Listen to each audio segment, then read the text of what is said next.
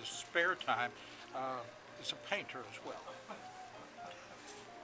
Thank you, Frank. Actually, my humorist is not doing as well as my knee, so, but other than that, I'm reminded of a joke by Philip John Evatt, which comes from England. And As does Philip John Evatt. Philip John Evatt, that's right.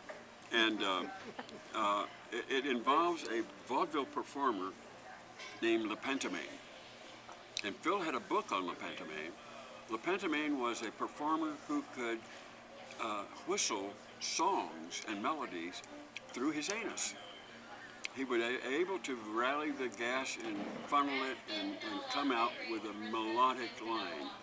So he'd go out, everybody applaud, he'd bend over and do a song, a rendition. And so this agent was in the audience and said, this guy's great, I'm going to take him on tour. So he gets busy, he makes a transatlantic call to New York. And time difference being what it is, he woke the agent there up. And the agent said, what? It's 2 o'clock in the morning. Oh, he said, well, I'm sorry, but he said, listen, I just had to call you. There's this fabulous guy, and he can whistle tunes through his anus. He's what? Yeah, here, I'm going to put him on. And the pantomime did it.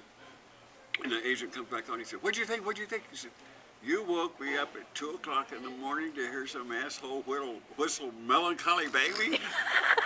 Start with the dentist. Guy goes into the dentist.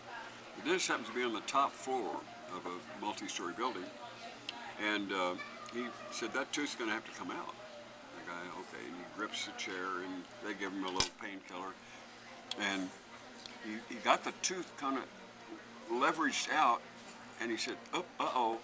The guy said, what's the matter? What's the matter? He said, I dropped your tooth. And he said, I can't quite fish it out of your throat. He said, I'm sorry. He said, don't swallow.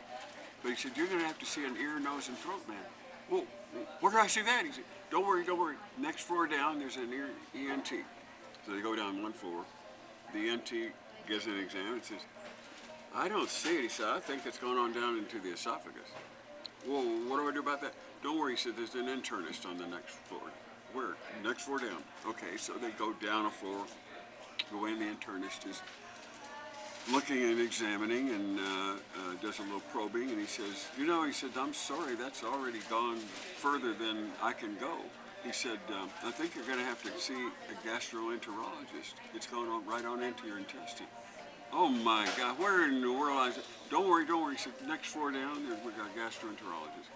So they go down, he goes in, and the gastroenterologist examines him and determines that it's gone past the small intestine and the colon. He says, you really need to see a proctologist now. The guy said, oh my gosh. He said, where do I find him? He said, well, next floor down, ground floor. So he goes down to the ground floor, and the proctologist finally gets around to him, and he has him bend over, and he looks, and he says, he said, you're going to have to see a dentist.